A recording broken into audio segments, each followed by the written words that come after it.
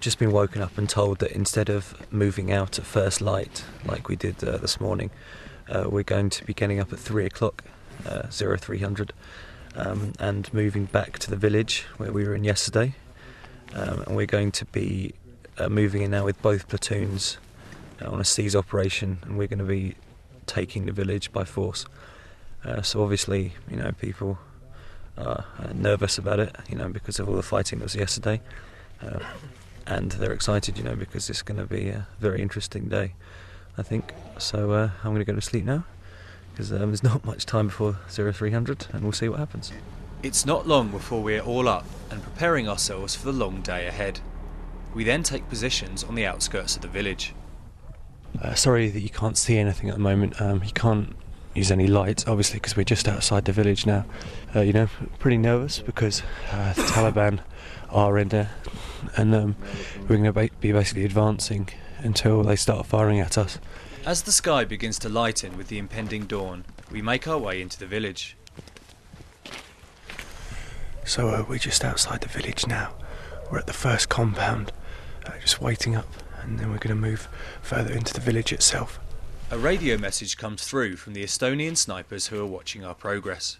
Alright, the snipers on the hill, they saw movement in the village, on the left side of the road there.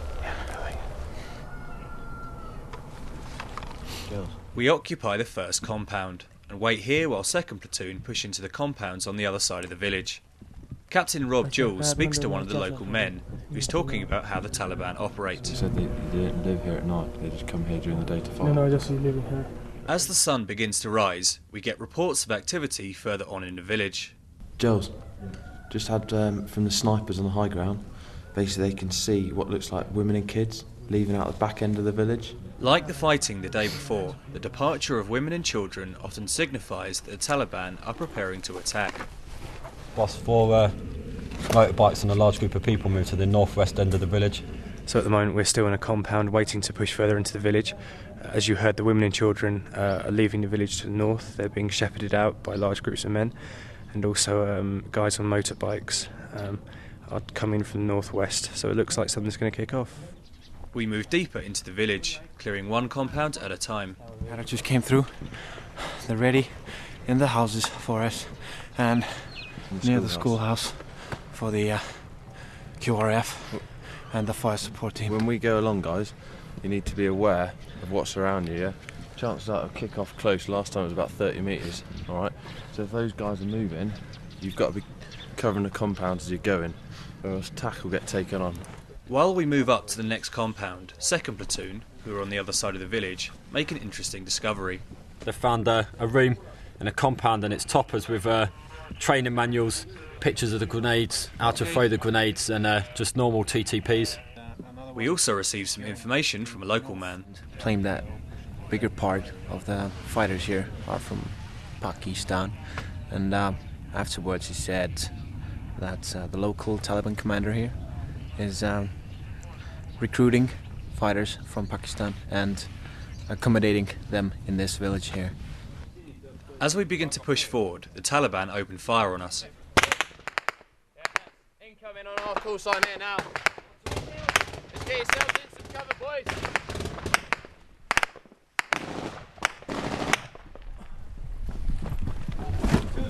So we've just been engaged. We thought the Taliban left the village, and we started to move on, and we started getting small arms fire from over there.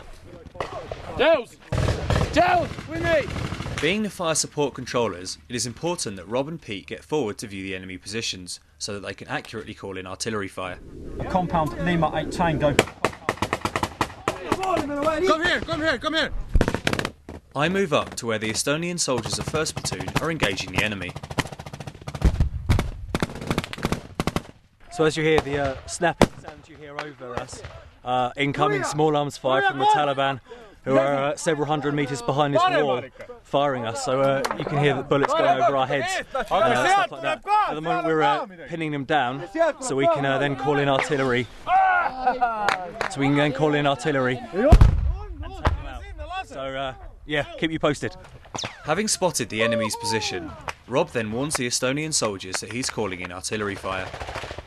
Caesar! Yeah. I'm going to fire artillery long and then start bringing it back. You need to let Yuri know as well. I'm going to fire artillery long and then bring it back. Okay. The artillery shells begin to land.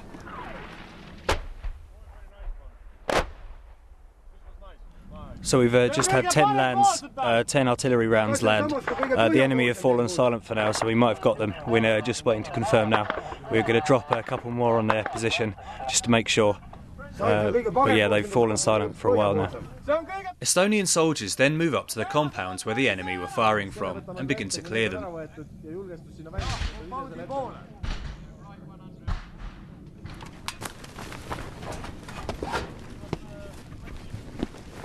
So as you see, this is the next compound that we've taken. We're slowly working our way through the village, taking compound by compound, pushing the enemy up to the north. The Taliban withdraw out of the north edge of the village, and we take up positions to hold the ground. We suppressed the enemy, and now enemy withdrew. My IO said that the enemy is reorganizing now, and now we will hold this position. We will fix the enemy, and then we will see what the enemy will plan against us. All fall silent for a few minutes as we take up defensive positions around the compound. We suddenly take fire from our left-hand side, which hits the branches of a small tree above my head. We then receive a disturbing radio message as to who fired the shots.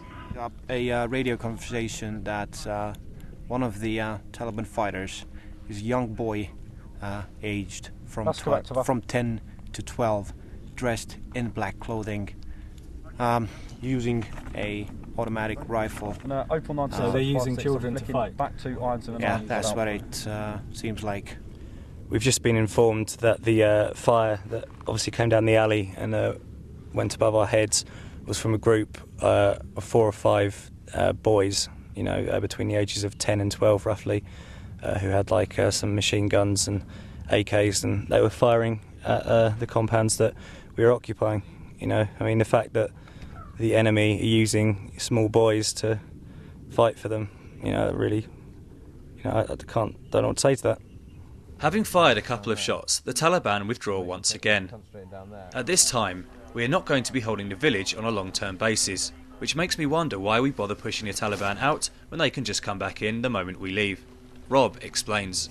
Yeah, the overall sort of aim of this is, although we're coming forward and we're trying to get the enemy on a back foot, so they set themselves up in a defensive line, so that then the Afghan National Forces, the ANA and the ANP, can set the conditions in the centre of Nadia Ali to stabilise, and if you allow the enemy to get close, then they can't do their job. So by pushing the enemy a little bit further back, we're just allowing them to hold the centre, and then we've got the Afghan face of the operation, so it's them achieving the security, but we're just giving them a bit of outer protection. After several hours of inactivity from the Taliban, we leave the village and return to the police checkpoint. The manner of our departure today is vastly different to the way we left 2 days ago. I think it went today very well, because we pushed the enemy out. Last time, as you know, they pushed us out and we got one injured guy, but today, quite normal. Nobody is injured this time, but several soldiers had some lucky scrapes. The Taliban shoot quite well. Quite good, were they? Yeah. They missed my head like this. But they missed? Yeah. An RPG come in, hit the lav, and then it didn't explode. One of the weapons recovered from the village is a World War II style machine gun. Still working.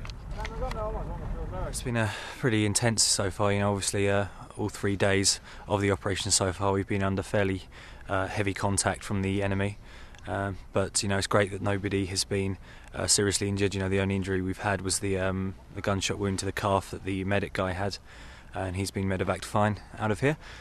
So yeah, it's good, you know, everybody's in high spirits, and we're looking forward to the next part. Smarting from their defeat, the Taliban start resorting to cowardly tactics.